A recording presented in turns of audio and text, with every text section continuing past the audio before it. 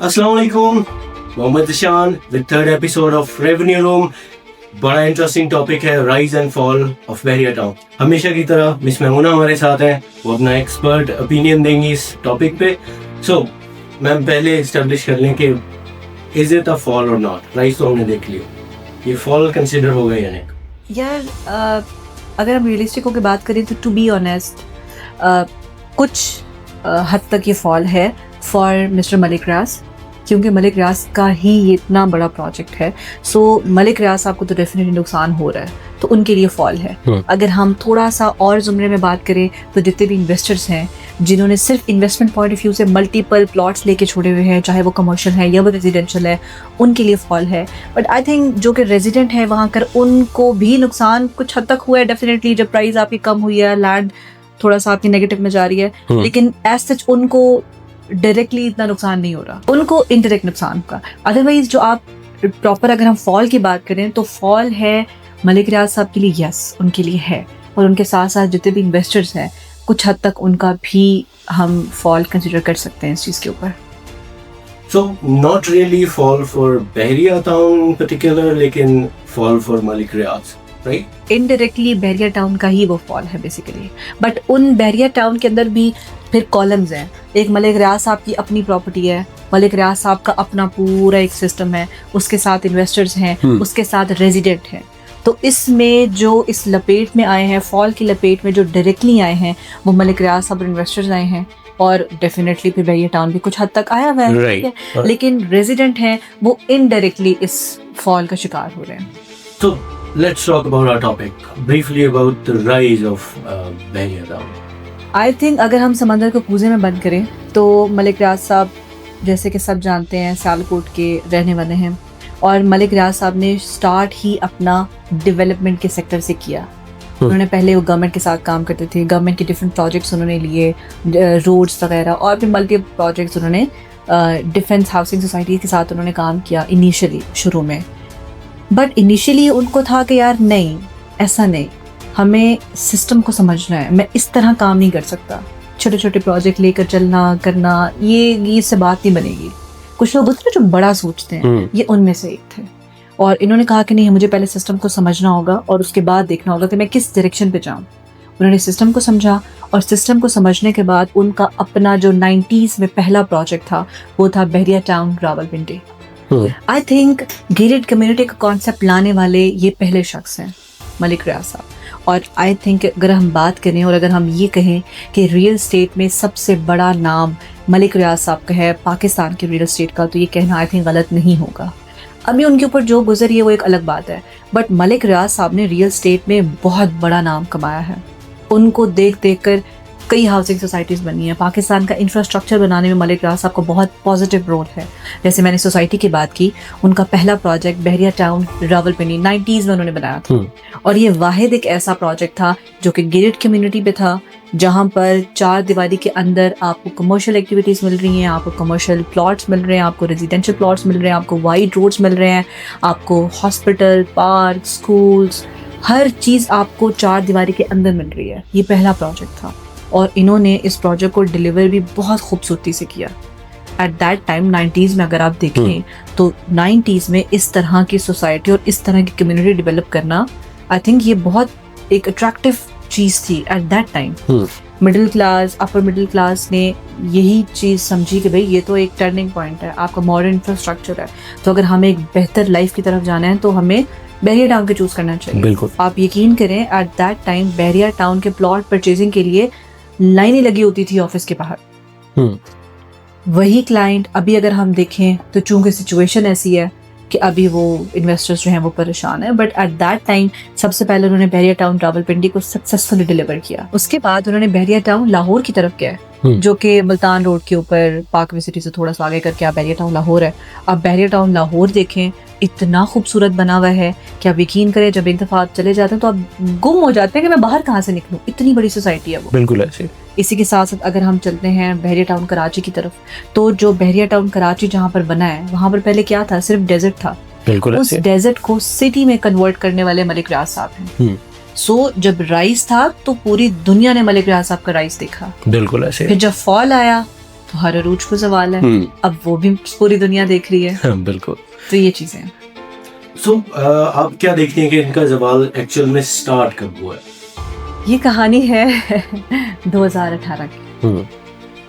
2018 में आपने न्यूज़ सुनी होगी, अगर आपको याद हो तो सुप्रीम कोर्ट ऑफ पाकिस्तान ने एक स्टेटमेंट दी थी कि बहरिया टाउन कराची की बहुत बड़ी डेवलपमेंट जो है वो मलीर डेवलपमेंट अथॉरिटी की लैंड के ऊपर हुई हुई है।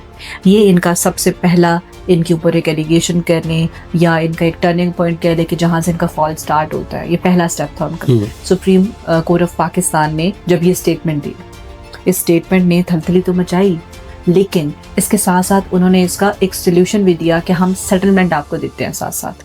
अगर आपने सेटलमेंट करनी है तो यू हैव टू पे 460 बिलियन रुपीस। ठीक है, आपने 460 बिलियन रुपीस का उनको सेटलमेंट ऑफर कर दिया। एक पेनल्टी किस्म की आप ये बात कर लें, पेनल्टी ऑफर कर दी। At that time almost $1.5 billion। Yes, 460 billion rupees at that time real estate की सबसे बड़ी पेनल्टी उस टाइम पे कंसिडर की जाती थी। और आई थिंक अभी भी किसी ने इस हद तक तो आई डोंट थिंक पेमेंट किया है। मलिक रियाज साहब ने जिस हद तक साथ दे सकते थे उन्होंने सिस्टम का साथ दिया और उन्होंने 460 बिलियन रुपीस की पेनल्टी पे की। उसके बाद वो एक उनका टर्निंग पॉइंट था, अब ये समझ लें फॉल की तरफ। ये हो गया। उसके बाद 2018 में ये सारा कुछ हो गया। 2019 आता है। 2019 में यूके नेशनल क्राइम एजेंसी आती है और यूके नेशनल क्राइम एजेंसी ने इन्वेस्टिगेट करना स्टार्ट कर दिया मलिक रियाज साहब के सारे एसेट्स के ऊपर। उन्होंने भी रिपोर्ट जारी की और उन्होंने भी इरेगुलरिटीज़ का इनके ऊपर लगा दिया। ठीक है, और उन्होंने 36 बिलियन रुपीस का इनके ऊपर एक सेटलमेंट का या एक पेनल्टी इनके ऊपर डाल दी। एट दैट टाइम मलिक रियाज साहब के ऊपर चूंकि इतने केसेस आ चुके थे तो मलिक रियाज साहब पाकिस्तान छोड़ के रह चुके थे। फिर भी मलिक रियाज साहब ने ये ऐलान किया कि मैं 36 बिलियन रुपीस की जो पेनल्टी मेरे ऊपर है मैं ये देने को तैयार हूँ, मैं ये पाकिस्तान भेजूंगा, मैं सेटलमेंट करने को तैयार हूँ। लेकिन जब ये यूके नेशनल क्राइम एजेंसी जब आई ना तो इन्होंने पूरे पाकिस्तान के अंदर तो न्यूज़ ये फैली, इसके साथ साथ पूरी दुनिया में इंटरनेशनली ये न्यूज़ बहुत ज़्यादा स्कोर होना स्टार्ट हो गई, जिसकी वजह से जितने भी इन्वेस्टर्स थे वो बहुत ज़्यादा ख़राब हुए, डिस्टर्ब हुए। बहरिया टाउन के जो रेजिडेंट थे वो बहुत ज़्यादा डिस्टर्ब हो गए। इसके साथ साथ फिर बाकी जितनी भी एजेंसीज थी वो एक्टिव हो गई। नैब के, FIA के मल्टीपल केसेस स्टार्ट हो गए, टैक्स के केसेस स्टार्ट हो गए इनके ऊपर। उसके बाद इनकी जितनी भी फाइल ट्रांसफर्स थी वो रुक गई, अलॉटमेंट्स मिलना इनको बंद हो गई। तो इस तरह के मल्टीपल केसेस जो है ना वो मलिक रियाज साहब के ऊपर स्टार्ट हो गए। आपको पता है इस टाइम 10,000 प्लस प्लॉट्स जो हैं बहरिया टाउन के वो फ्रीज हुए हैं। इसके साथ साथ फिर 2025 के अंदर मलिक रियाज साहब ने एक पोस्ट के थ्रू बताया कि टेम्पररी बहरिया टाउन के ऑफिसेस सस्पेंड हो रहे हैं, सिस्टम सस्पेंड हो रहा है मलिक रियाज बहरिया टाउन का। ये मलिक रियाज साहब ने 2025 में, अक्टूबर 2025 में, if I am not wrong तो अक्टूबर 2025 में उन्होंने पोस्ट की थी। उस पोस्ट पर उन्होंने डिक्लेयर कर दिया कि बहरिया टाउन का सिस्टम टेम्पररी सस्पेंड हो रहा है। उसके अंदर क्या सस्पेंड हो रहा था? उसके अंदर उनके बहरिया टाउन के जितने भी ऑफिसेस हैं वो क्लोज हो गए थे, बहरिया टाउन के जितने भी व्हीकल्स हैं वो उनकी फ्रीज हो गई थी। उसके साथ साथ बहरिया टाउन के जितने भी बैंक अकाउंट्स हैं वो सारे के सारे फ्रीज हो गए थे। सो जब ये सिस्टम हुआ तो इसकी वजह से जितने भी इन्वेस्टर्स थे, जो रेजिडेंट्स थे, वो बहुत ज़्यादा पैनिक में आ गए।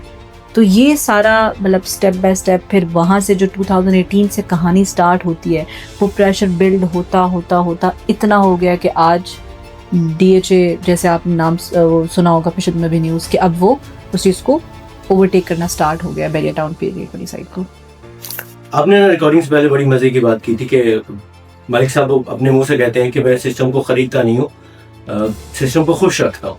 तो ये सिस्टम को खुश कैसे रखते थे? Can you give that between the lines? यार अगर हम टू द पॉइंट बात करें ना तो आई थिंक कि ये जो स्टोरी है या ये जो बात हम कर रहे हैं ये किसी हाउसिंग सेक्टर की स्टोरी नहीं है, ये हाउसिंग सोसाइटी की नहीं है। ये बेसिकली पावर की स्टोरी है, मनी की स्टोरी है और ये पॉलिटिक्स की स्टोरी है। अभी मलिक रियाज साहब के साथ जो हो रहा है ये क्या है? ये पॉलिटिकल विक्टिमाइजेशन का शिकार है ना।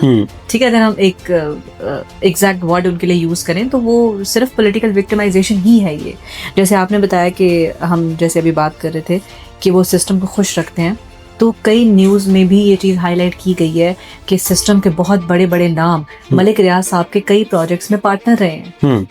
कई ऐसे नाम हैं जिन्होंने मलिक रियाज साहब को बहुत ज़्यादा सपोर्ट किया, जिसकी वजह से इनकी ट्रांसफर्स बहुत जल्दी हो जाया करती थी। इनके देखिए मलिक रियाज साहब के कुछ प्लॉट जिनको वो कमर्शलाइज कर रहे हैं, कमर्शलाइज करने के लिए भी आपको सर्टिफिकेशन की ज़रूरत पड़ती है, ठीक है, आपको एनओसीज की ज़रूरत पड़ती है। इनके एनओसीज बहुत जल्दी क्लियर हो जाती थी, इनके ट्रांसफर्स बहुत जल्दी क्लियर हो जाते थे और ये चीज़ें कुछ हद तक हाईलाइट भी होती थी। बट मलिक रियाज साहब बहुत स्मार्टली इन चीज़ों से पॉजिटिव उसमें एक निकल आते थे बाहर। ठीक हो गया। सो सिस्टम पहले इनके साथ था, लेकिन फिर आपको पता है कब टर्निंग पॉइंट आपका आ जाए, तो जैसे हर अरूज को सवाल है, तो बस वो एक टर्निंग पॉइंट आया जिसकी वजह से मलिक रियाज साहब को इतनी प्रॉब्लम फेस करना पड़ी। और ये अगर मैं आपको बताऊं कि जैसे इनके ऑफिस सारे शट डाउन हो चुके हैं, इनके बैंक फ्रीज हो चुके हैं, अभी जिस तरीके से अभी ओवरटेक किया जा रहा है बहरिया टाउन को, सो ये बेसिकली सरकारी लॉकडाउन नहीं है। ये अगर हम देखें तो ये लीगल और फाइनेंशियल शट डाउन है बहरिया टाउन का, जिसको बहरिया टाउन इस वक्त अब सफ़र कर रहा है। Do you see a return of Malik Riaz in future? Experts की अगर हम बात करें तो एक्सपर्ट्स का कहना है कि अभी भी 3 रास्ते हैं जो कि इस पूरी सिचुएशन को पॉजिटिव उसकी तरफ लेके आ सकते हैं। नंबर 1 अगर हम बात करें तो पार्शल रिवाइवल है। पार्शल रिवाइवल मीन जहाँ पर स्टेट इंटरवेंशन या सेटलमेंट के थ्रू रीओपनिंग की जा सकती है। जैसे पहले सेटलमेंट्स हुई 460 बिलियन रुपीस की, 36 बिलियन रुपीस की। अभी भी अगर सेटलमेंट पे कहीं ना कहीं बात बैठती है तो सेटलमेंट के ऊपर ये रिकवर की जा सकती है, रीओपनिंग हो सकती है बहरिया टाउन की। दोबारा तमाम ऑर्गेनाइजेशन, तमाम सिस्टम, बैंक, चीज़ें सब कुछ नॉर्मल फंक्शन में आ सकता है। ठीक है, आफ्टर पार्शल रिवाइवल। जो सेकेंड पॉसिबिलिटी है वो है कंप्लीट रीस्ट्रक्चरिंग। कंप्लीट रीस्ट्रक्चरिंग में इस तरह की पॉसिबिलिटी बन सकती है कि जहाँ पर कंपनी को फाइनेंशियली और लीगली स्प्लिट करके एक न्यू मैनेजमेंट के तहत चलाया जाएगा। जैसे कि पहले भी आपने न्यूज़ सुनी थी कि इसको ये ओवरटेक कर लेंगे और ये ओवरटेक कर लेंगे और फिर सिस्टम सारे उसके थ्रू चलेंगे, तो वो ये एक सेकेंड पॉसिबिलिटी बन सकती है। और जो थर्ड पॉसिबिलिटी बनती है, जो कि आई डोंट थिंक कि जिसकी चांसेस बहुत ज़्यादा कम है, वो है जी एसेट सेल ऑफ, जहाँ पर गवर्नमेंट के या आप कहने के इन्वेस्टर्स के एसेट्स को ओवरटेक करके मार्केट को स्टेबल किया जा सकता है। तो ये 3 पॉसिबिलिटीज़ हैं जिनमें से जिनको फुलफिल करके आई थिंक कि वापस बहरिया टाउन रीफंक्शनल हो सकता है। So you're saying there is a chance? There is a chance. There is a will, there is a way. Yeah. So अभी मलिक रियाज साहब के तो विल है, बट अगर सिस्टम विल शो करे तो everything is possible. It's a great note to end on. It's been like a very productive discussion. कुछ चीज़ें मुझे सीखने को मिली जो मुझे पहले नहीं पता थी। आपको दोबारा से तकलीफ देंगे किसी और टॉपिक के साथ, और इंशाल्लाह इस दफ़ा बड़ी हम डिस्कशन करेंगे और कोई खुला डुला सा टॉपिक लेके आएंगे। Thank you for joining. अस्सलाम वालेकुम। Goodbye everyone.